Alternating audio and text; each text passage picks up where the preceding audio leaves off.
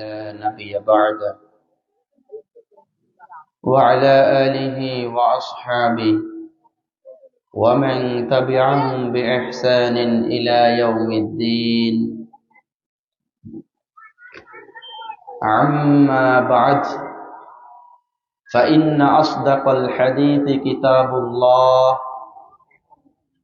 وخير الهدى هدى محمد صلى الله عليه وسلم، وشر الأمور محدثتها، وكل محدثة بدعة، وكل بدعة ضلالة، وكل ضلالة في النار. أعوذ بالله من الشيطان الرجيم. يا أيها الذين آمنوا إنما الخمر والميسر والأنصاب والأزلام رجس من عمل الشيطان فاجتنبوه إلى الآية. عن عبد الله بن عمر رضي الله تعالى عنه قال أن رسول الله صلى الله عليه وسلم ثلاثة قد حرم الله عليهم الجنة: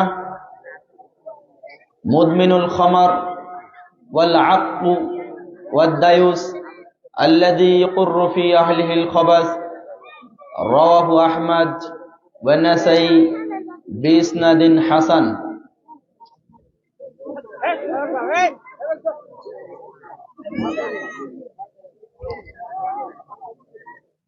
আলহামদুলিল্লাহ, যাবতীয় হামদ সানা, যাবতীয় গুণগান সেই মহান রব্বুল আলামিনের জন্য, যে মহান রব্বুল আলামিন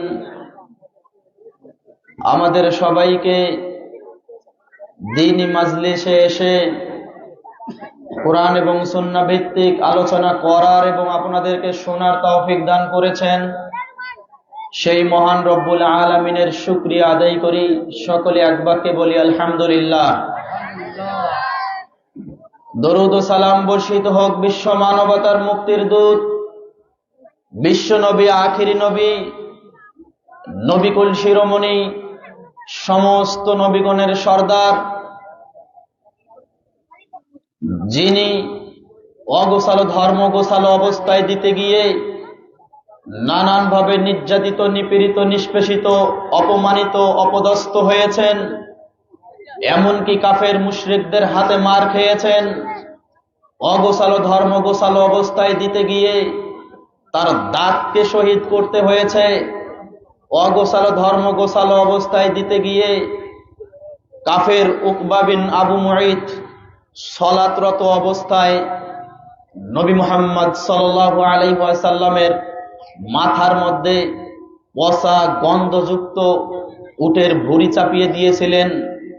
কুলাঙ্গার উকবা বিন আবু মুঈত নবী মুহাম্মদ সাল্লাল্লাহু আলাইহি ওয়াসাল্লামের মুখের মধ্যে থুতু পর্যন্ত মেরেছেন। নাউযুবিল্লাহ।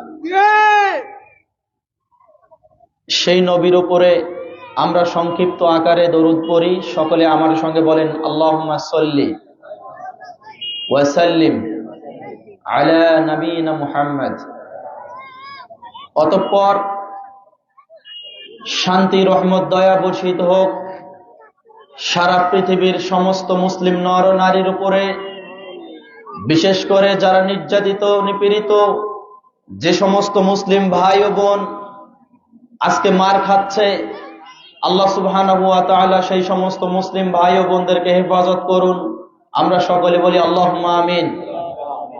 অতঃপর উপস্থিত আজকের এই ইসলামী জলসার সম্মানিত সুযোগ্য মুহতারাম সভাপতি, প্রধান আলোচক, বিশেষ আলোচক বৃন্দ, প্রধান অতিথি, বিশেষ অতিথিবৃন্দ, পর্দার আড়ালে মা ও বোনেরা এবং আমার সামনে উপবিষ্ট দূর দূরান্ত থেকে আগত ইসলাম প্রিয় ভ্রাতৃমণ্ডলী, আমি আপনাদেরকে অন্তরের অন্তরস্থল থেকে মোবারকবাদ জানাচ্ছি এবং আপনাদের জন্য দোয়া করছি। আল্লাহ সুবহানাহু ওয়া তাআলা আমাদের সকলকে কবুল করুন, আল্লাহুম্মা আমিন। সম্মানিত উপস্থিতি, আজকে এই ইসলামী জলসায় আমি আমার সংক্ষিপ্ত আলোচনায় যে বিষয়টি চয়ন করেছি সে বিষয়টির নাম হলো নেশাদার দ্রব্য। সংক্ষিপ্ত সময়ের মধ্যে উক্ত বিষয়খানা তথ্যবহুল বিবরণী দিয়ে আপনাদের উপকারার্থে কিছু কথা বলার প্রয়াস পাবো ইনশাআল্লাহুল মুস্তাআন।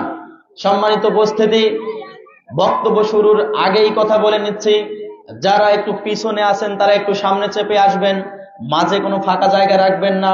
যারা রাস্তার মধ্যে দাঁড়িয়ে আছেন, হয় মাহফিলের প্যান্ডেলে প্রবেশ করবেন অথবা স্থান ত্যাগ করবেন। এরকম ভাবে দাঁড়িয়ে আপনি রাস্তায় আমাদেরকে রূপ দেখালে আমরা এই রূপ দেখতে রাজি নাই। হয় মাহফিলের প্যান্ডেলে আপনি এসে বক্তব্য শ্রবণ করবেন, নচেত আপনি স্থান ত্যাগ করবেন। এরকম নীতিতে, এই রকম নীতিতে নবী মুহাম্মদ সাল্লাল্লাহু আলাইহি ওয়াসাল্লাম কখনো বক্তব্য দেয় নাই। আর আমরা নবী মুহাম্মদ সাল্লাল্লাহু আলাইহি ওয়াসাল্লামের উত্তরসূরি হিসাবে আমরা এই নীতিতে বক্তব্য দেওয়ার জন্য প্রস্তুত নই। এ দেশের লাখো লাখো মাহফিলে, এ দেশের কোটি মাহফিলে যত নোংরামি হয়, একটা নোংরামিও ইসলাম সাপোর্ট করে না। আপনার মাহফিলটাকে কেন্দ্র করে যত হাটিবাড়ি হয়, ওই মাহফিলটাকে কেন্দ্র করে যত ছেলে মেয়ে ভক্তকে নাচিয়ে ছেলে মেয়ে একাকার হয়ে, ছেলে মেয়েটার হাত ধরে, মেয়েটা ছেলেটার হাত ধরে একটা মাহফিল হলে, ওই মাহফিলের মধ্যে যেরকম সওয়াবেরও ব্যবস্থা করা হয়, একটা মাহফিল হইলে সেই মাহফিলের মধ্যে একটা গুনারও ব্যবস্থা করা হয়। মাহফিলের হাটিবাড়িকে লক্ষ্য করে বেগানা পুরুষ সেদিক দিয়ে যায়, বেগানা নারী সেদিক দিয়ে যায়। একটা পুরুষ, একটা নারী এই রাস্তা দিয়ে যাইতে গিয়ে যে কতজন পুরুষের গায়ের সাথে গা লেগেছে আর কয়টা পুরুষ যে তাকে ধাক্কা মেরেছে সে হিসাবে করতে পারেনি। এই হলো বর্তমান আমাদের মাহফিলগুলোর অবস্থা। গত 4 দিন আগে ঠাকুরগাঁয়ে একটা মাহফিল হলো আল্লামা তারেক মনোয়ারের। আমি শ্রোতা হিসাবে গেলাম। বিশ্বাস করেন, আল্লাহর কসম করে আমি বলছি, লজ্জায় আমি প্যান্ডেলের ভিতরে ঢুকতে পারিনি, রাস্তা দিয়ে হাঁটতে পারছি না। রাত বাজে 10টা, পুরুষ মানুষের চেয়ে মহিলা মানুষ রাস্তায় বেশি, পুরুষও বেশি, মহিলাও বেশি। পুরুষ চলছে, মহিলাও চলছে। তারা যে কিভাবে কিভাবে ছুটছে তারা নিজেও জানে না। মনে হচ্ছে যে ঈদের চেয়ে বড় কোনো খুশি হয়ে গিয়েছে। ঈদে যেরকম খুশি হতে হয়, এই মাহফিলটা হয়ে এর চেয়ে বেশি খুশি হয়েছে। এত নোংরামি, এই মাহফিলগুলোকে আমরা এত নোংরার একটা মঞ্চ তৈরি করে ফেলেছি যে আমরা এটা আসলে কল্পনা করতে পারি নাই। আমরা যারা বক্তব্য দিতে আসি, আমরা বিষয়টা অন্ততপক্ষে এইভাবে দেখি না। আমাদেরকে একদম এরকম করে নিয়ে এসে স্টেজে উঠানো হয়, আবার একটা সাইডের রাস্তা দিয়ে আবার স্টেজ থেকে নামিয়ে ওই জায়গায় নিয়ে যাওয়া হয়। হাঁটি বাড়ি দিয়ে আমাদেরকে নিয়ে যাওয়া হয় না, যার কারণে এই জিনিসগুলো জানি না। যখন নিজে শ্রোতা হিসেবে আমি সেখানে গেলাম, গিয়ে দেখলাম নিজে একজন পুরুষ মানুষ হয়ে লজ্জায় আর মাহফিলের প্যান্ডেলে ঢুকতে পারলাম না। এত বেশি মহিলা আর পুরুষের সরাসরি হয়েছে যেটা আমি আপনাকে বলে শেষ করতে বুঝাতে পারবো না। এই হইল বর্তমান মাহফিলের অবস্থা। যাই হোক, আলহামদুলিল্লাহ এখানে কোন রকম এই মাহফিলে দোকানপাটের ব্যবস্থা নেই। আলহামদুলিল্লাহ আমি শুকরিয়া আদায় করছি আপনাদের জন্য। হয়েছে কিনা তা জানি না, তবে পোস্টার এরকম দেখেছিলাম যে মাহফিলে এটা এরকম। তো আলহামদুলিল্লাহ। তো তারপরেও যারা দিয়েছেন তারা আমাদের অবাধ্যচরণ করেছেন। মাহফিল আমার উদ্দেশ্য কি? আমি কোরআন এবং সুন্নাহর আলোচনা শুনবো। এখন আমার উদ্দেশ্য হলো, এই মাঝে মধ্যে দেখবেন বাদামওয়ালা ঢুকবে ভিতরে, একটা বাদামওয়ালাকে আপনি ঢুকতে দিবেন না। আপনার যে নীতিতে আপনি বক্তব্য শুনেন, এই নীতিতে কোনোদিন রাসূল সাল্লাল্লাহু আলাইহি ওয়াসাল্লাম বক্তব্য দেয় নাই এবং সাহাবায়ে কেরাম এই নীতিতে বক্তব্য শুনে নাই। কি পেয়েছেন আপনি? কোরআন এবং সুন্নাহর কথা বলবো এখানে। আপনি একবার এখানে কথা শুনবেন আর একবার বাদাম খাবেন, মানে কোরআন এবং সুন্নাহকে আপনার কি মনে হয়? কোরআনের একটা আয়াতের মূল্য কোরআনের একটা হরফের মূল্য সারা পৃথিবী বিক্রি করে যদি একটা কোরআনের হরফের মূল্য যদি আমি দিতে চাই, পৃথিবী তছনছ হয়ে যাবে। পৃথিবী বিক্রি করেও একটা হরফের আমি মূল্য দিতে পারবো না। সেই কোরআনের আয়াত আমি আপনার সামনে বলবো, আর আপনি কোন শরমে, কোন লজ্জায়, কোন বিবেকে আপনি এখানে কোরআনের আলোচনাও শুনবেন এবং বাদামও খাবেন? আমি বুঝতে পারি না। এক শ্রেণীর ব্যক্তিরা ওয়াজও শুনবে, মাঝে মধ্যে বাদামও খাবে। এই নীতি নবী মুহাম্মদ সাল্লাল্লাহু আলাইহি সাল্লামের যে সাহাবী ছিল, এই সাহাবীদের ছিল না। আল্লাহ সুবহানাহু ওয়া তাআলা বলছেন সূরা আরাফ এর 179 নম্বর আয়াত, ওয়ালাকাদ জারানা লি জাহান্নামা কাসীরাম মিনাল জিন্নি ওয়াল ইনস, আমি অধিকাংশ মানুষকে তৈরি করেছি, অধিকাংশ জিনকে তৈরি করেছি জাহান্নামে দেওয়ার জন্য। আল্লাহ সুবহানাহু ওয়া তাআলা বলছেন আমি অধিকাংশ জিন এবং মানুষকে তৈরি করেছি জাহান্নামে দেওয়ার জন্য। তাদের বৈশিষ্ট্য কি? লাহুম কুলুবুন, তাদের অন্তর আছে, লা ইয়াফকাহুনা বিহা, এই অন্তর দিয়ে তার বুঝার কোনো ক্ষমতা নেই। আলাহুম আয়ুনুন, তাদের চক্ষু আছে, লা ইয়াবসিরুনা বিহা, এই চক্ষু দিয়ে, দৃষ্টি দিয়ে, এই চক্ষু দিয়ে ভালোভাবে দেখার কোনো সুযোগ নেই। ওয়ালাহুম আযানুন, তাদের কর্ণ আছে, কিন্তু এই কান দিয়ে লা ইয়াসমাউনা বিহা, এই কান দিয়ে সঠিকটা শোনে না। মানে আল্লাহ সুবহানাহু ওয়া তাআলা বলছেন অন্তর আছে কিন্তু বোঝে না, চক্ষু আছে দেখিও না দেখার ভান করে, কর্ণ আছে শুনিও না শোনার ভান করে। আল্লাহ সুবহানাহু ওয়া তাআলা বলছেন উলাইকা কাল আনআম, এরা হলো চতুষ্পদ প্রাণীর মতো, এরা হলো গরু ছাগলের মতো, এরা হলো কুকুর শ্রীগেলের মতো, এরা হলো কুকুর শুকুরের মতো, বালহুম আজাল। আল্লাহ সুবহানাহু ওয়া তাআলা বলছেন এরা হলো এই কুকুর শুকুর এদের চেয়েও নিকৃষ্ট। তারা যাদেরকে বলা হচ্ছে এই নীতিতে ইসলাম চলতে পারে না, এই নীতিতে বক্তব্য চলতে পারে না, এই নীতিকে বাদ দিয়ে যারা সামনের দিকে আগাচ্ছেন, নিজের খেয়াল খুশি মোতাবেক বক্তব্য শুনছেন, তাদেরকে আল্লাহ সুবহানাহু ওয়া তাআলা বলছেন এরা হলো গরু ছাগলের মতো, এরা হলো কুকুর শ্রীগিলের মতো, এরা হলো কুকুর শুকুরের মতো, বালহুম আদল, বরং তার চেয়েও জঘন্য। এবার আমি আমার বক্তব্যে চলে যাই। আমি আমার বক্তব্যকে নিয়েছিলাম নেশাদার দ্রব্য। উক্ত বিষয়খানায় একটু সংক্ষিপ্ত ভাবে আমি আপনাদের নিকটে বলবো, এজন্যই সংক্ষিপ্ত করব, নিজের বিবেক আছে, আমার পরে আরো 3 জন আলোচক আছে, তো তাদেরকেও সুযোগ করে দিতে হবে। আমি তো গ্রামের মানুষ, চাইলেই আমার সাথে কথা বলতে পারছেন, গিয়ে জুমার খুতবা শুনতে পারতেছেন। এজন্য আমরা একটু অল্প বলবো, যারা আমাদের মেহমান তাদেরকে আমরা একটু শ্রদ্ধা করব, তাদেরকে একটু সময় দিয়ে দেব। আল্লাহ তাআলা আমাদের মেহমানদের সবাইকে কবুল করুন, আমিন। সম্মানিত উপস্থিতি, আল্লাহ সুবহানাহু ওয়া তাআলা বলছেন ইয়া আইয়ুহাল্লাযীনা আমানু, সূরা মাইদা এর 91 নম্বর আয়াত, 91 নম্বর আয়াত, ইয়া আইয়ুহাল্লাযীনা আমানু, হে ঈমানদারগণ, ইন্নামাল খামরু, নিঃসন্দেহে মদ, নিঃসন্দেহে নেশাদার দ্রব্য, ওয়াল মাইসিরু, এবং জুয়া, ওয়াল আনসাব, এবং মূর্তি পূজা, ওয়াল আজলাম, এবং ভাগ্য নির্ধারণ করা স্বর বা লটারি। আল্লাহ সুবহানাহু ওয়া তাআলা বলছেন নিশ্চয়ই মদ বা নেশাদার দ্রব্য, নিশ্চয়ই জুয়া, নিশ্চয়ই আপনার মূর্তি পূজা, নিশ্চয়ই ভাগ্য নির্ধারণ করার জন্য যে সমস্ত লটারি কাটা হয়, আল্লাহ সুবহানাহু ওয়া তাআলা বলছেন এগুলো হলো শয়তানের কাজ, এগুলো হলো শয়তানের কাজ। রিজসুম মিন আমালিশ শাইতান, এগুলো হলো শয়তানের কাজ। ফাজতানিবুহু, তোমরা এই সমস্ত শয়তানি কাজ থেকে বিরত থাকবে। মানে আল্লাহ সুবহানাহু ওয়া তাআলা শয়তানি কাজ কথা বলে এ কথা বলতে চাচ্ছেন যে এই জুয়া, মদ, আপনার মূর্তি পূজা এবং ভাগ্য নির্ধারণ করার জন্য যে সমস্ত লটারি করা হয়, এগুলো হলো টোটালি হারাম।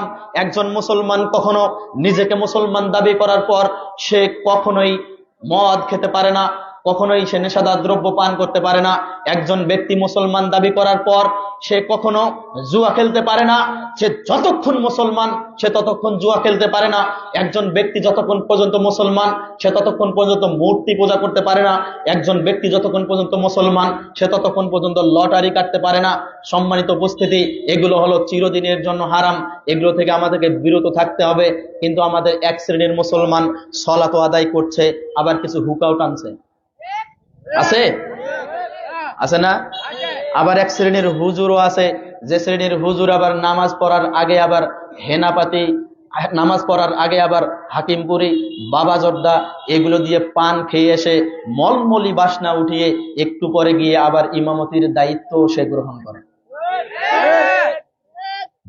টোটালি হারাম, কোনো বুদ্ধি নেই, কোনো কথাই নেই।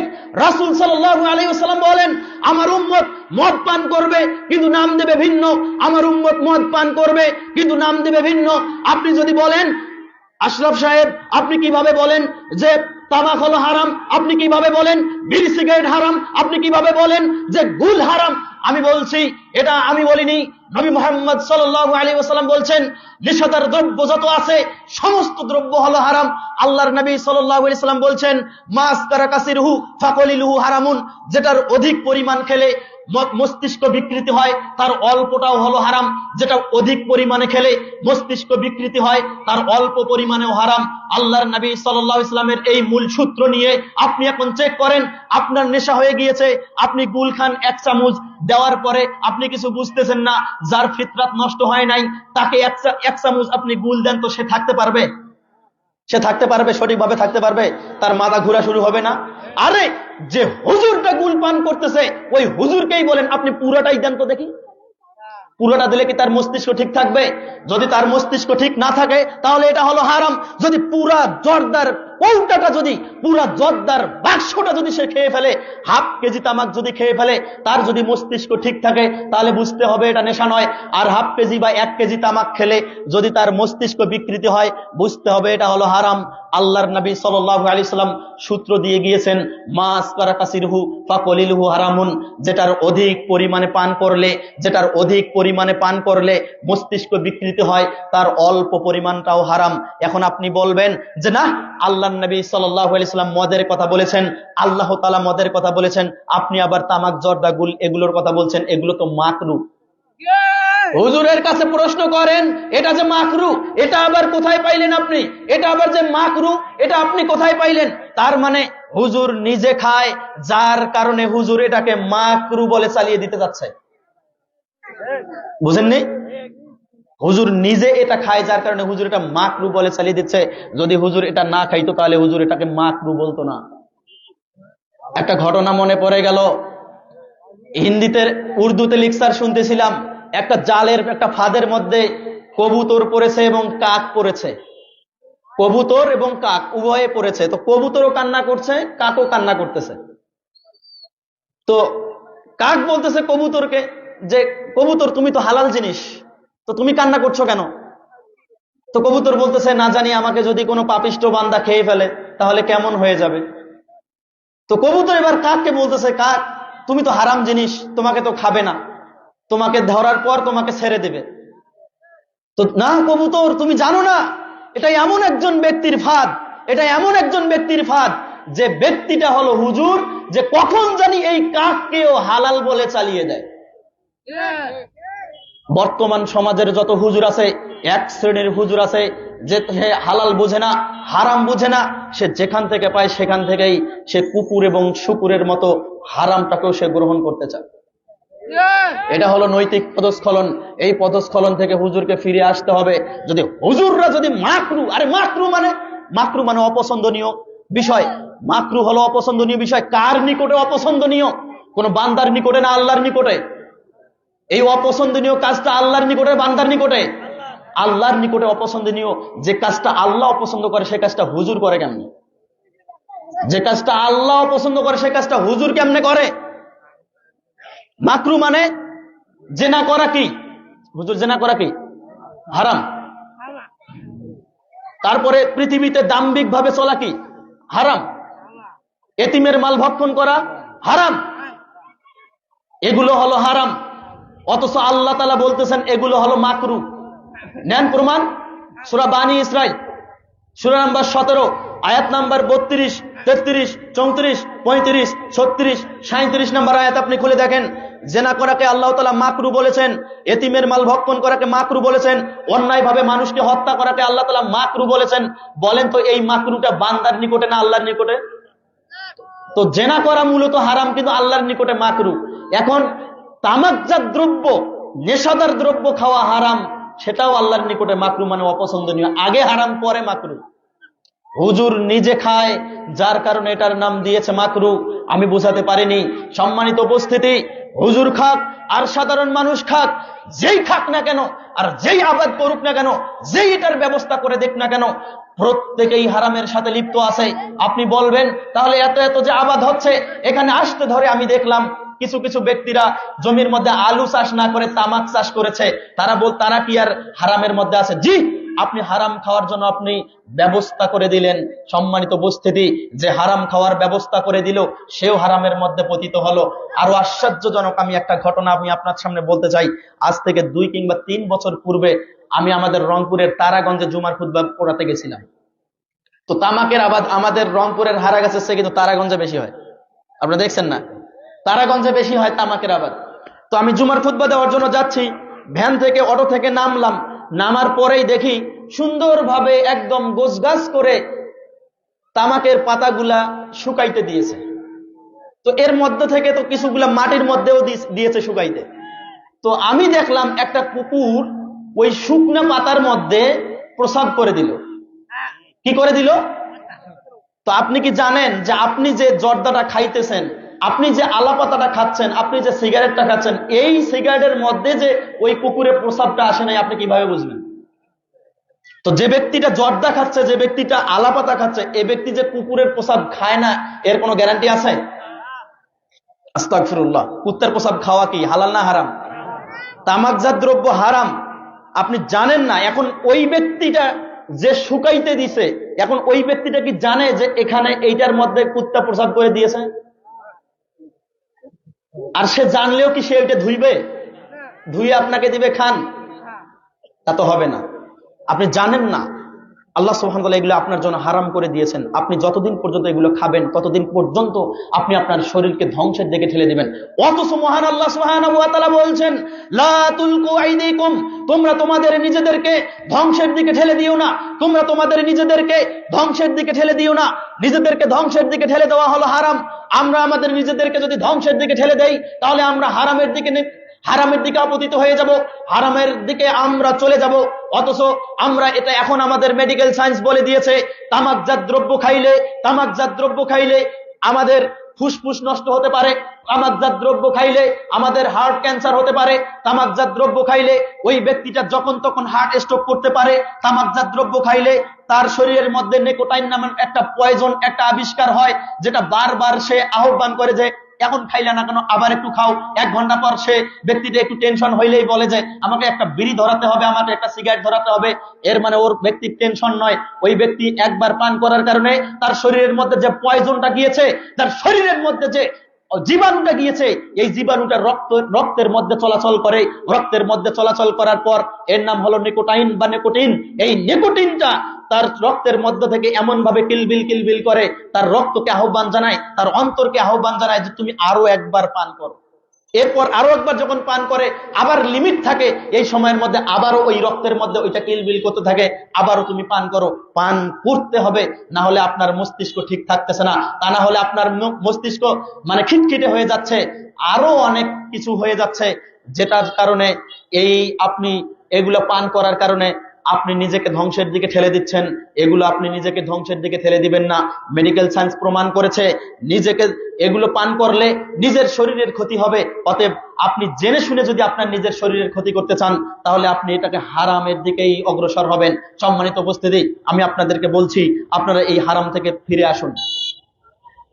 রাসূল সাল্লাল্লাহু আলাইহি সাল্লামের একটি বিখ্যাত হাদিস বলছে, যে ব্যক্তি নেশাদার দ্রব্য পান করবে তার শাস্তি প্রসঙ্গে রাসূল সাল্লাল্লাহু আলাইহি ওয়াসাল্লাম একাধিক হাদিস বলেছেন। মুদমিনুল খামরে, যে ব্যক্তি নেশাদার দ্রব্য পান করবে, লা ইয়াদখুলুনাল জান্নাতা, তার জান্নাতের মধ্যে প্রবেশ করবে না। মুসনাদে আহমদ, নাসাই এবং মিশকাত 3টি হাদিসের গ্রন্থ হাদিসটা আসছে। মিশকাতুল মাসাবি কিতাবুল হুদুদ শাস্তি প্রসঙ্গে একটা অধ্যায় পাবেন। এই অধ্যায়ের মধ্যে 3655 নম্বর হাদিস বর্ণনা করেছেন আব্দুল্লাহ ইবনে উমর রাদিয়াল্লাহু তাআলা আনহু। তিনি বলেন, ক্বালা রাসূলুল্লাহ সাল্লাল্লাহু আলাইহি ওয়াসাল্লাম, আল্লাহর নবী সাল্লাল্লাহু আলাইহি ওয়াসাল্লাম তিনি বলেছেন, সালাসাতুন ক্বাদ হারামাল্লাহু আলাইহিমুল জান্নাহ, 3 শ্রেণীর ব্যক্তির উপর আল্লাহ তাআলা এখন জান্নাতকে হারাম করলেন। সালাসাতুন ক্বাদ হারামাল্লাহু আলাইহিমুল জান্নাহ, 3 শ্রেণীর ব্যক্তির উপর জান্নাতকে আল্লাহ তাআলা এখন হারাম করলেন। 1, মুদমিনুল খামার, যে নেশাদার দ্রব্য পান করে, যে কন্টিনিউ নেশাদার দ্রব্য পান করে, এই ব্যক্তির উপর জান্নাতকে আল্লাহ তাআলা এখনই হারাম করলেন। 2 ওয়াল আক্কু, যে ব্যক্তি তার পিতামাতার অবাধ্য সন্তান, ওই ব্যক্তির উপর আল্লাহ তাআলা জান্নাতকে এখনই হারাম করলেন। 3 ওয়াদ দায়ুস, দায়ুস শ্রেণীর ব্যক্তির উপর জান্নাতকে আল্লাহ তাআলা হারাম করেছেন, এখনই জান্নাতকে হারাম করলেন। আল্লাহর নবী সাল্লাল্লাহু আলাইহি সাল্লামকে জিজ্ঞাসা করা হলো দায়ুসকে, রাসূল সাল্লাল্লাহু আলাইহি সাল্লাম বললেন আল্লাযী কুরফি আহলিহিল খাবাস, যে তার পরিবারের মধ্যে বেহায়াপনার সুযোগ দেয়, যে তার পরিবারের মধ্যে বেহায়াপনার সুযোগ দেয়, যে তার পরিবারের মধ্যে তার মেয়েকে লেলিয়ে দিয়েছে, যে তার পরিবারের মধ্যে সে জানে না তার মেয়েটা কোথায় ঘোরাফেরা করে, যে পরিবারের মধ্যে সে জানে না তার বউটা কিভাবে চলাফেরা করে, তার অনুপস্থিতিতে এই 3 বার এই এলাকাটা 3 বার রাউন্ড দেয়, তার অনুপস্থিতিতে তার বউ, তার মেয়ে, তার স্ত্রী, তার মা, তার অধীনস্থ যত মেয়ে আছে, একবার এই বাড়ি, একবার ওই বাড়ি, একবার এই পাড়া, একবার ওই পাড়া, এরকম বেহায়াপনার সুযোগ দিয়েছে যে অভিভাবকটা, যে বাবাটা, যে বড় ভাইটা এই সুযোগ দিয়েছে। রাসূল সাল্লাল্লাহু আলাইহি সাল্লাম বললেন এই ব্যক্তি হলো দায়ুস, আর দায়ুসের উপর জান্নাত হারাম। রাসূল সাল্লাল্লাহু আলাইহি সাল্লাম প্রথমে যে কথা বললেন, মুদমিনুল খামার, যে নেশাদার দ্রব্য পান করে, ওই ব্যক্তির উপর জান্নাতকে আল্লাহ তাআলা এখনই হারাম করলেন। শুধু কি তাই, ওই ব্যক্তির উপর জান্নাত হারাম করেছেন তো করেছেন, কঠিন একটা হাদিস মনে পড়ে গেল। ইমাম তাবারানী রাহিমাহুল্লাহ তার মুআজামুল কাবীরের মধ্যে হাদিস নিয়ে আসছেন, 3391 নম্বর হাদিস। হাদিসটা সহিহুল জামিতে রয়েছে, 3345 নম্বর হাদিস। হাদিস বর্ণনা করেছেন আব্দুল্লাহ ইবনে আব্বাস রাদিয়াল্লাহু তাআলা আনহু, তিনি বলেন ক্বালা রাসূলুল্লাহ সাল্লাল্লাহু আলাইহি ওয়াসাল্লাম, আল্লাহর নবী সাল্লাল্লাহু আলাইহি ওয়াসাল্লাম বলছেন আল খামরু উম্মুল ফাওয়াহিশ, যত পাপের কাজ রয়েছে, যত পাপ কাজ রয়েছে পৃথিবীতে, যত পাপ রয়েছে, সমস্ত পাপগুলোর মধ্য থেকে মেইন পাপ হলো নেশাদার দ্রব্য পান করা। পৃথিবীতে যত পাপ রয়েছে সমস্ত পাপের মধ্য থেকে মূল পাপটার নাম হলো নেশাদার দ্রব্য পান করা। রাসূল সাল্লাল্লাহু আলাইহি সাল্লাম বলছেন ফামান শারবাহা, যে ব্যক্তি নেশাদার দ্রব্য পান করবে, ওয়াকালা উম্মিহি, সে তার মায়ের সাথে জিনা করবে। যে নেশাদার দ্রব্য পান করবে, ওয়াকালা খালাতিহি, সে তার খালার সাথে জিনা করবে। ফামান শারবাহা, যে ব্যক্তি নেশাদার দ্রব্য পান করবে, ওয়াকালা আম্মাতিহি, সে তার ফুপুর সাথে জিনা করবে। এবার নেন তো দেখি এই হাদিসের সনদ তো ইমামগণ সহিহ বলেছেন, এই হাদিস তো একেবারেই বিশুদ্ধ। তাবরানী মুআজামুল কাবীরের মধ্যে হাদিস বর্ণিত হয়েছে, হাদিসের সনদ আলবানী রাহিমাহুল্লাহ সহিহ বলেছেন। কোথাও কোথাও তিনি হাসান লিগাইরিহি বলেছেন। হাসান হাদিস তো বলা যায় আমলযোগ্য হাদিস, সহিহ হাদিস তো আমলযোগ্য হাদিস। আল্লাহর নবী সাল্লাল্লাহু আলাইহি সাল্লাম বলছেন যে ব্যক্তি নেশাদার দ্রব্য পান করবে, ওই ব্যক্তি তার মায়ের সাথে জিনা করবে। যে ব্যক্তি নেশাদার দ্রব্য পান করবে, একই সাথে তার ফুপুর সাথে জিনা করবে। যে ব্যক্তি নেশাদার দ্রব্য পান করবে, একই সাথে তার খালার সাথে জিনা করবে। এবার নেন তো দেখি, যে ব্যক্তি বিড়ি পান করছে, সে কি এই 3 জনের সাথে জিনা করছে না? মাথা কি ঘুরে গেল?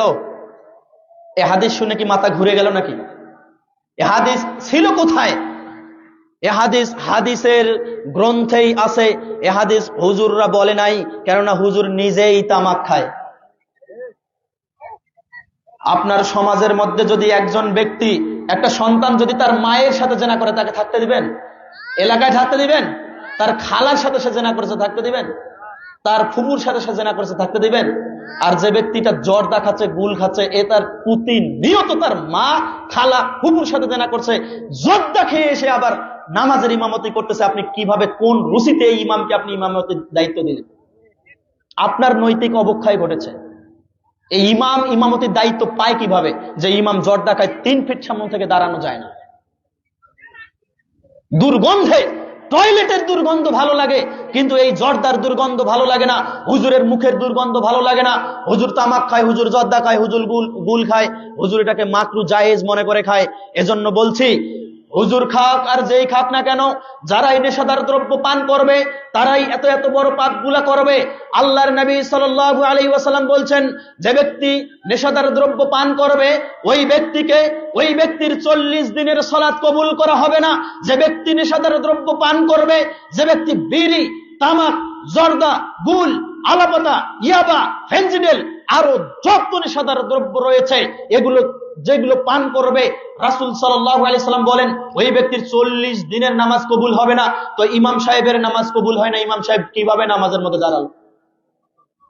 একবার জর্দা খাওয়ার কারণে, একবার বিড়ি টানার কারণে ওই ব্যক্তি 40 দিনের নামাজ হয় না।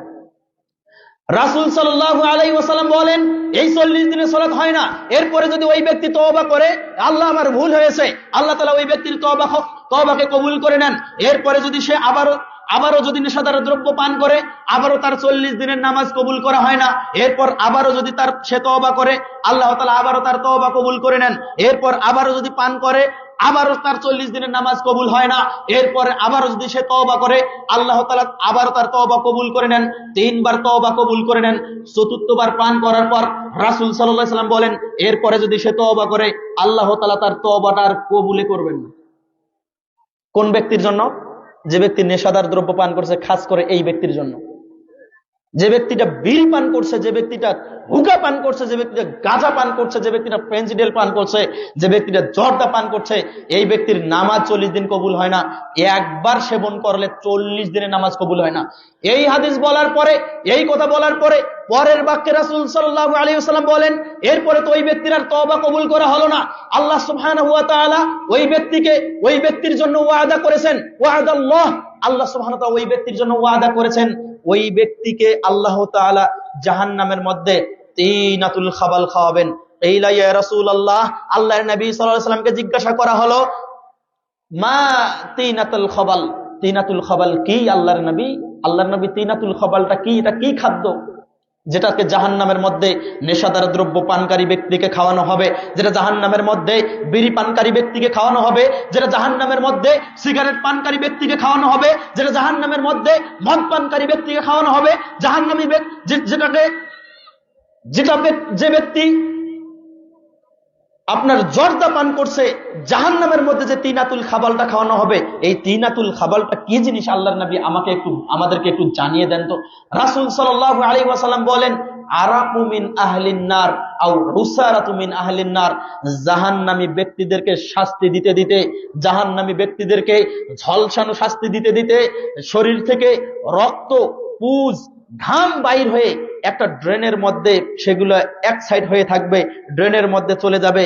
এই নেশাদার দ্রব্য পানকারী ব্যক্তিকে ওই ড্রেন থেকে পচা গন্ধযুক্ত এই রক্ত, পুজ এবং ঘামগুলাকে একসাথে জুস করে, আসির শব্দের অর্থ হলো জুস। আর আল্লাহ নবী সাল্লাল্লাহু আলাইহি ওয়াসাল্লাম এই উসারা শব্দটা ইউজ করেছেন, ব্যবহার করেছেন, মানে সবগুলাকে একত্র করে আল্লাহ সুবহানাহু ওয়া তাআলা ওই বান্দাদেরকে, নেশাদার দ্রব্য পানকারীকে, মদ পানকারীকে, তামাক পানকারীকে, জর্দা পানকারীকে, বিড়ি পানকারীকে আল্লাহ তাআলা কঠিন কিয়ামতের দিন জাহান্নামের মধ্যে এই রক্ত, পুজ, এই ঘামগুলোকে জুস বানিয়ে এই ব্যক্তিকে খাওয়াই দেবে। অনেক টেস্ট হবে না? টেস্ট হবে। এগুলো খাওয়ার জন্য প্রস্তুত থাকেন।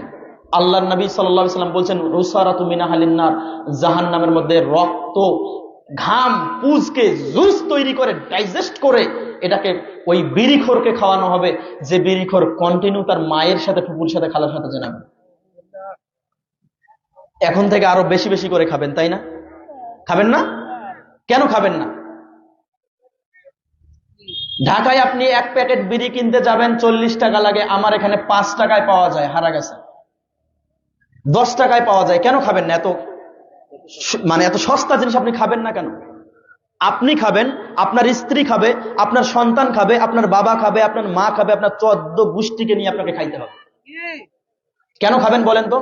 আল্লাহর নবী সাল্লাল্লাহু আলাইহি ওয়াসাল্লাম বলছেন তুমি পরিবারের অভিভাবক, তুমি যে মানের খাবার খাবা, তোমার স্ত্রীকে তুমি সেই মানের খাবার খাওয়াবে। তুমি যে মানের পোশাক পরবা, তোমার স্ত্রীকে সেই মানের পোশাক পরাবে।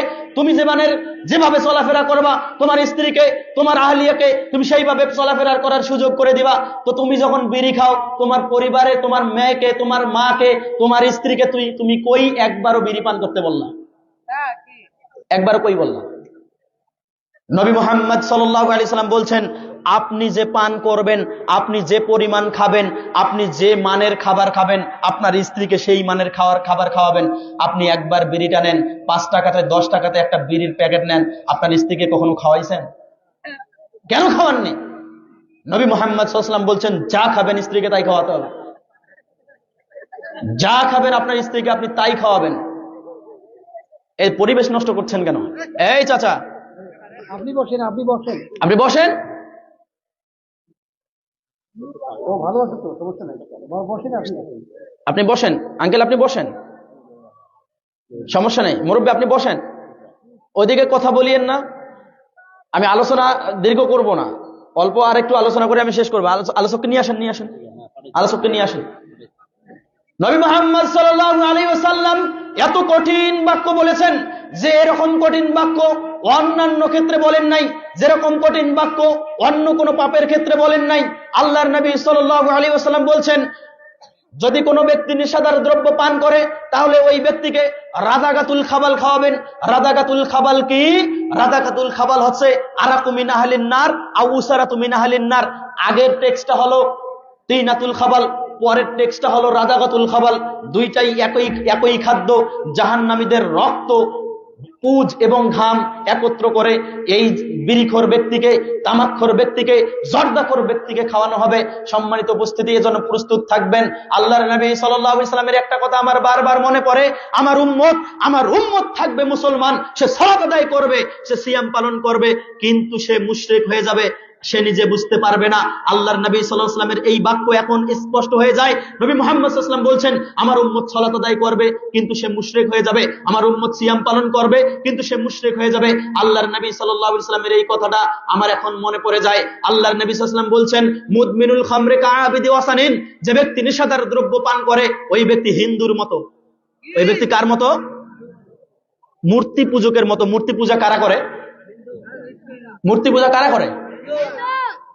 যে ব্যক্তি বিড়ি পান করে ওই ব্যক্তি মূর্তি পূজা করে নেয়। একজন ব্যক্তি মূর্তি পূজা করে যে যত বড় অপরাধী, একজন ব্যক্তি তামাক খেয়ে, জর্দা খেয়ে যে সমান পাপে অপরাধী।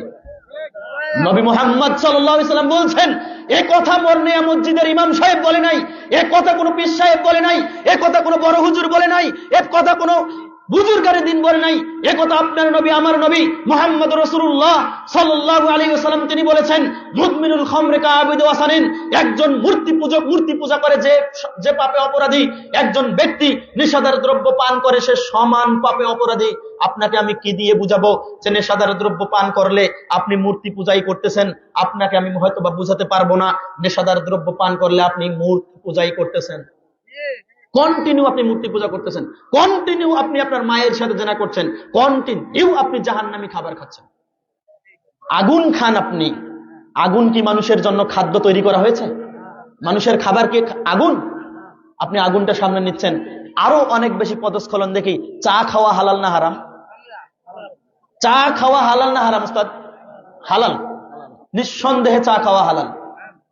বাম হাতে দাঁড়িয়ে চা খাচ্ছে, ডান হাতে সিগারেট খাচ্ছে, দেখছেন? এতটুকু তার নৈতিক বিবেক নেই যে আমি হালাল জিনিসটা খাচ্ছি বাম হাতে আর হারাম জিনিসটা খাচ্ছি আমি ডান হাতে। সম্মানিত উপস্থিতি, এজন্য বলছিলাম, আপনি যে সমস্ত নেশাদার দ্রব্য পান করছেন, যে নীতিতে আপনি সামনের দিকে চলতেছেন, এই নীতি ত্যাগ করতে হবে। সম্মানিত উপস্থিতি, আর একটা বিষয় সংক্ষিপ্ত সময়ে বলে, যেহেতু আলোচক চলে আসছেন আমরা তাকে সুযোগ করে দেব। আর একটি বিষয় আমি সামনে বলেই আমি শেষ করছি। সামনে ফেব্রুয়ারির 14 তারিখ। 14 তারিখ চিনেন? এই দিনটা কি দিন? জি, ভালোবাসা দিবস। সুবহানাল্লাহ, আপনাদের তো মনেও আছে দেখে। ভ্যালেন্টাইন ডে, বিশ্ব ভালোবাসা দিবস। আমাদের যারা এই বিশ্ব ভালোবাসা দিবস পালন করে তারা কি এর ইতিহাস জানে? নবী মুহাম্মদ সাল্লাল্লাহু আলাইহি ওয়াসাল্লাম 570 খ্রিস্টাব্দে জন্মগ্রহণ করেছেন। তার পূর্বের যুগকে কি যুগ বলা হয়? তার পূর্বের যুগকে কি যুগ বলা হয়? জাহিলিয়াত। এটাও মনে নাই? তার পূর্বের যুগকে জাহিলিয়াতের যুগ বলা হয়।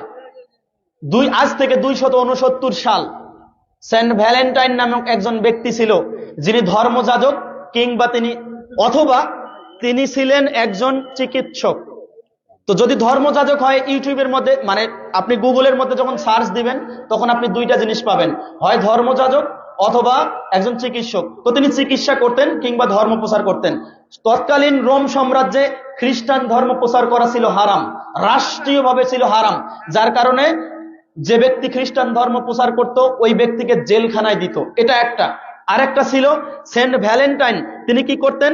মানুষদেরকে খুব আদর যত্ন করে মানুষদের সেবা শুশ্রূষা করতেন, তার চিকিৎসা করতেন। এরকম করে একটা মেয়েকে তিনি সেবা শুশ্রূষা করে, অন্ধ মেয়েকে তিনি সুস্থ করেছেন। সুস্থ করার পর ওই মেয়ের প্রেমে তিনি মেয়ের প্রেমে পড়েছেন। মেয়ের প্রেমের পড়ার পর তিনি ওই মেয়েকে বিবাহ করেছেন। কিন্তু সেই সময় রোম সাম্রাজ্যে মেয়েকে ভালোবাসা করা সেই সময় ছিল হারাম, রাষ্ট্রীয়ভাবে ছিল হারাম। যার কারণে সে বিবাহ করে, প্রেম করে বিবাহ করেছে, যার কারণে তাকে ফাঁসির কাস্টে ঝুলিয়ে তাকে হত্যা করেছে। এরপরে 493 সালে আল্লাহর নবীর জন্মগ্রহণ করার আরো 150 বছর আগে তিনি কি করেছেন? রোম সাম্রাজ্যের দ্বিতীয় ক্লাডিয়াস এটা আনুষ্ঠানিকভাবে 493 সালে এটা পালন করেন ভ্যালেন্টাইন ডে হিসাবে। আর আমাদের বাংলাদেশে 1997 সালে, এই কিছুদিন আগে 1997 সালে প্রথম এটাকে উদযাপন করে শফিকুল্লাহ নামক একজন, জায়জাইদিন নামক একটা পত্রিকা আছে, এই পত্রিকার সাংবাদিক শফিকুল নামক একজন ব্যক্তি প্রথম ওই ঢাকার মধ্যে শাহবাগের মধ্যে প্রথম ভ্যালেন্টাইন ডে পালন করে। আর আজকের এই ধারাবাহিকতায় এই ভ্যালেন্টাইন ডে আমাদের সমাজে 2024 সাল পর্যন্ত আসছে। সামনের এই 14 তারিখে অসংখ্য যুবক, সামনের এই 14 তারিখে অসংখ্য যুবতী, সামনের এই 24 তারিখে অসংখ্য ছাত্র, সামনের এই 14 তারিখে অসংখ্য ছাত্রী তার নিজের লজ্জাস্থানকে সে হালাল করে দিবে ভালোবাসা দিবস পালন করার জন্য। আমি বলতে চাই, নবী মুহাম্মদ সাল্লাল্লাহু আলাইহি সাল্লাম আসার পূর্বের যে যুগটা, এই যুগটার নাম কি? জাহিলিয়াতের যুগ। বলা হয়েছে 500 বছর কিংবা 1000 বছর এই সময়টা ছিল, এই সময়টা ছিল জাহিলিয়াত। যদি আমি 500 বছর ধরে নেই, এই জাহিলিয়াতের সময় যদি কোনো ব্যক্তি ইসলামী সমাজের মধ্যে জাহিলিয়াতি কোনো আমল করে, তাহলে এই ব্যক্তি সম্পর্কে রাসূল সাল্লাল্লাহু আলাইহি ওয়াসাল্লাম কি হুঁশিয়ারি দিয়েছেন আপনি একটু শুনেন। সহিহ বুখারী নামে একটা হাদিসের গ্রন্থ, মূল কিতাব 2য় খণ্ড 126 নম্বর পৃষ্ঠায় 17 নম্বর লাইনের মধ্যে হাদিস বর্ণিত হয়েছে। আল্লাহর নবী সাল্লাল্লাহু আলাইহি ওয়াসাল্লাম বলছেন, আবগাযুন নাসি ইলাল্লাহি সালাসা, 3 শ্রেণীর ব্যক্তির উপর আল্লাহ তাআলা যখন তখন গজব নাজিল করতে পারেন। 3 শ্রেণীর ব্যক্তির উপর আল্লাহ তাআলা যখন তখন গজব নাজিল করতে পারেন। তার মধ্যে সংক্ষেপে বলছি, 2 নাম্বার ব্যক্তি হলেন মুবতাগিন ফিল ইসলামি সুন্নাতাল জাহিলিয়া, যে ব্যক্তি ইসলামী সমাজের মধ্যে, যে ব্যক্তি এরকম ইসলামী রাষ্ট্রের মধ্যে, এরকম ইসলামী সমাজের মধ্যে জাহিলিয়াতকে প্রমোট করবে, যে ব্যক্তি ইসলামী সমাজের মধ্যে জাহিলিয়াতি কোনো আমল করবে, রাসূল সাল্লাল্লাহু আলাইহি সাল্লাম বলেন এই ব্যক্তির উপর আল্লাহ তাআলা রাগান্বিত, এই ব্যক্তির উপর আল্লাহ তাআলা যখন তখন গজব নাজিল করতে পারেন। দ্বিতীয় হাদিস বলছি, সহিহ বুখারী মূল কিতাব 1ম খণ্ড 114 নম্বর পৃষ্ঠার মধ্যে হাদিস বর্ণিত হয়েছে। আল্লাহর নবী সাল্লাল্লাহু আলাইহি সাল্লাম বলছেন, মান দাআ বিদাওয়াল জাহিলিয়া, যে ব্যক্তি জাহিলিয়াতি কোনো আমলকে আহ্বান করবে, যে ব্যক্তি জাহিলিয়াতি কোনো আমল করবে, জাহিলিয়াতি কোনো আমলকে সে প্রমোট করবে, জাহিলিয়াতি আমল সে নিজে বাস্তবায়ন করবে, মানুষকে জাহিলিয়াতি আমল করার জন্য সুযোগ করে দিবে, নবী মুহাম্মদ সাল্লাল্লাহু আলাইহি সাল্লাম বলছেন ফালাইসা মিন্না, সে আমার উম্মতের অন্তর্ভুক্ত নয়। তাহলে যে ভ্যালেন্টাইন ডে পালন করবে, বিশ্ব ভালোবাসা দিবস পালন করবে, সে নবী মুহাম্মদ সাল্লাল্লাহু আলাইহি সাল্লামের উম্মতের অন্তর্ভুক্ত নয়। নবী মুহাম্মদ সাল্লাল্লাহু আলাইহি সাল্লামের আর একটা চমৎকার হাদিস বলে বক্তব্য শেষ করছি। রাসূল সাল্লাল্লাহু আলাইহি সাল্লাম বলছেন, হাদিসটা রয়েছে তিরমিজি মূল কিতাব 268 নম্বর পৃষ্ঠা খুলে গনে গনে 17 নম্বর লাইনে এসে 2668 নম্বর হাদিসটা পাবেন। 2868 নম্বর হাদিস। হাদিস বর্ণনা করেছেন আব্দুল্লাহ ইবনে মাসউদ রাদিয়াল্লাহু তাআলা আনহু, তিনি বলেন, ক্বালা রাসূলুল্লাহ সাল্লাল্লাহু আলাইহি ওয়াসাল্লাম, আল্লাহর নবী সাল্লাল্লাহু আলাইহি ওয়াসাল্লাম বলছেন, মান দাআ বিদাওয়াল জাহিলিয়া, যে ব্যক্তি জাহিলিয়াতকে আহ্বান করবে, যে ব্যক্তি জাহিলিয়াতি কোনো আমল করবে, আল্লাহর নবী সাল্লাল্লাহু আলাইহি ওয়াসাল্লাম বলছেন ফাইন্নাহু মিন জুসা জাহান্নাম, ওই ব্যক্তিকে আল্লাহ তাআলা জাহান্নামের মধ্যে আছাড় মারবেন। এই কথা বলার পর রাসূল সাল্লাল্লাহু আলাইহি ওয়াসাল্লামের সাহাবায়ে কেরাম তিনি বলতেছেন, তারা বলতেছেন আল্লাহর নবী ওয়াইন সাল্লা ওয়াইন সামা, যদি ওই ব্যক্তি নামাজ পড়ে, ওই ব্যক্তি রোজা রাখে, তারপরেও কি তাকে জাহান্নামে দেওয়া হবে? আল্লাহর নবী সাল্লাল্লাহু আলাইহি সাল্লাম তিনি বললেন ওয়াইন সাল্লা ওয়াইন সামা, যদি সে সালাত আদায় করে, যদি সে সিয়াম পালন করে, ওয়া জামা আন্নাহু মুসলিমুন, যদি সে নিজেকে বলে করে আমি একজন পাক্কা মুসলমান, আমার বাবা মুসলমান, আমার দাদা মুসলমান, আমার সত্য পুরুষ মুসলমান, কিন্তু আমি জাহিলিয়াতপূর্ণ আমল করলাম, আল্লাহর নবী সাল্লাল্লাহু আলাইহি ওয়াসাল্লাম বলছেন সে নিজে সালাত আদায় করেও কোনো লাভ হবে না, সিয়াম পালন করেও কোনো লাভ হবে না। সে নিজেকে যদি মনে করে আমি একজন পাক্কা মুসলমান, তারপরেও ভ্যালেন্টাইন ডে পালন করার কারণে তাকে জাহান্নামের মধ্যে যেতেই হবে, সে যেতে বাধ্য। এজন্য অভিভাবক যারা আছেন দায়ুস হওয়ার চেষ্টা করিয়েন না, পরিবারের মধ্যে বেহায়াপনার সুযোগ দিয়েন না। আপনার ছেলেকেও বেহায়াপনার সুযোগের কোন রকম সুযোগ দেওয়া যাবে না, মেয়েকেও বেহায়াপনার কোনো সুযোগ দেওয়া যাবে না। তৎপর থাকবেন যারা বাবা আছেন, যারা অভিভাবক আছেন, বড় ভাই আছেন, আপনাদেরকে বলছি, অনুরোধ করে বলছি, এরকম যত ভ্যালেন্টাইন ডে আছে, এরকম যত বিশ্ব ভালোবাসা দিবস আছে, পৃথিবীতে যত দিবস আছে, যত র্যাক ডে, ব্যাক ডে, যত দিবস আছে, পহেলা বৈশাখ সহ যত দিবস আছে, একটা দিবসেও আপনার মেয়েকে বাড়ি থেকে বাইর হতে দিবেন না, আপনার ছেলেকে, যুবক ছেলেটাকেও বাড়ি থেকে বাইর হইতে দিবেন না। যদি বাইর হইতে দেন, সে নিজেকে পদস্খলন করবে তো করবে, নিজেকে জাহান্নামে নিয়ে যাবে তো যাবে। আপনি পিতা, আপনি অভিভাবক, আপনাকেও জাহান্নামে নিয়ে যাওয়ার জন্য সে একাই যথেষ্ট। এজন্য বলছি, আপনাদেরকে অনুরোধ করছি, সামনে এরকম কোন বিষয়ের সাথে আপনার পরিবারের কোনো ব্যক্তি যেন, পরিবারের কোনো মেয়ে যেন, কোনো ছেলে যেন এগুলোর সাথে যুক্ত হতে না পারে। আর আপনাকে আমি নেশাদার দ্রব্যর কথা বললাম, আপনিও যেন নেশাদার দ্রব্য থেকে দূরে থাকতে পারেন। কোনোভাবেই মায়ের সাথে, খালার সাথে, ফুপুর সাথে জেনা করার আমার দরকার নেই। কোনোভাবেই আমাকে জাহান্নামের মধ্যে তিনাতুল খাবাল, এই জাহান্নামী ব্যক্তিদের গলা পচা রক্ত, আবার ঘাম, আবার পুজ, এগুলো খাওয়ার আমার কোনো দরকার নেই। এজন্য আমি বলছি, এগুলো থেকে ফিরে আসেন, সঠিকভাবে ইসলামকে পালন করার চেষ্টা করেন। ইসলাম আপনি পালন করেন না, ইসলাম আপনি বুঝেন না, যার কারণেই কিন্তু সারা পৃথিবীর মানুষ যখন কোরআন এবং সুন্নাহ থেকে দূরে সরে গিয়েছে, সারা পৃথিবীর মুসলমানদেরকে তখন কাফের মুশরিকরা গ্রাস করে একদম নির্মম ভাবে হত্যা করতেছে। ইসলাম বুঝার চেষ্টা করেন। যাই হোক, ফিতনা সম্পর্কে যদি কখনো বলা হয় তাহলে এই বিষয়গুলো চলে আসবে। আল্লাহ সুবহানাহু ওয়া তাআলা, আমরা এতক্ষণ পর্যন্ত যে বক্তব্য শুনলাম, যে কথাগুলো আমি ভালো কথা বলেছি, এগুলো আল্লাহর পক্ষ থেকে। কথা বলতে গিয়ে যদি কোনো রকম ভুল ত্রুটি হয়ে যায়, সেগুলো শয়তানের পক্ষ থেকে। আমরা আল্লাহর নিকটে ক্ষমা চাই। আল্লাহ, কথা বলতে গিয়ে যদি কোনো রকম ভুল ত্রুটি হয়ে যায়, আল্লাহ তুমি আমাদের ক্ষমা করো, আমিন। আল্লাহ, আমরা অনেক অসহায় মানুষ। আল্লাহ, সারা পৃথিবীতে মুসলিমরা মার খাচ্ছে, আল্লাহ তুমি সমস্ত মুসলিমদেরকে তুমি হেফাজত করো। বিশেষ করে যারা আমরা এখানে এসে বক্তব্য শুনছি, আল্লাহ তুমি আমাদের পরিবারগুলোকে হেফাজত করো, পরিবারগুলোকে ইসলামী পরিবার গঠন করার তৌফিক দান করো, আদর্শ পরিবার গঠন করার তৌফিক দান করো। আল্লাহ, আমরা এখানে যারা উপস্থিত হয়েছি, আল্লাহ নারী পুরুষ উভয়কেই তুমি হেফাজত করো। আমাদের মধ্য থেকে যদি কারো ঋণ থাকে, আল্লাহ ঋণকে পরিশোধ করার তৌফিক দান করো। আল্লাহ, আমাদের মধ্য থেকে কেউ যদি অসুস্থ থাকে, তাদেরকে সুস্থতা দান করো। আমাদের মধ্য থেকে যারা বিদায় নিয়ে চলে গিয়েছে, আল্লাহ তুমি তাদের কবরে আযাব মাফ করো। সর্বশেষ শুকরিয়া জ্ঞাপন করছি যারা মাহফিলের আয়োজন করেছেন, তাদের জন্য দোয়া করছি। আল্লাহ তাআলা তাদেরকে সকলকে কবুল করুন, 5 ওয়াক্ত সালাত হেফাজত করার তৌফিক দান করুন, ইসলামের উপর অবিচল থাকার তৌফিক দান করুন। আল্লাহুম্মা আমিন। এ বলে আমি আমার বক্তব্য শেষ করছি। সুবহানাকাল্লাহুম্মা বিহামদিকা, আশহাদু আল্লা ইলাহা ইল্লা আনতা, আস্তাগফিরুকা ওয়া আতুবু ইলাইক। আসসালামু আলাইকুম ওয়া রাহমাতুল্লাহি ওয়া বারাকাতুহু।